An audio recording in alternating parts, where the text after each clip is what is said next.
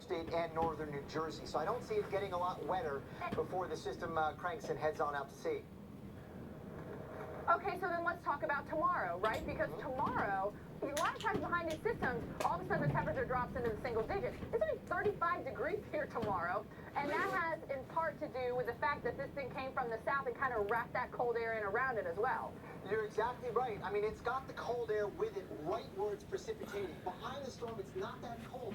This is the 54th floor of the Residence Inn on Broadway and the Central Park out there.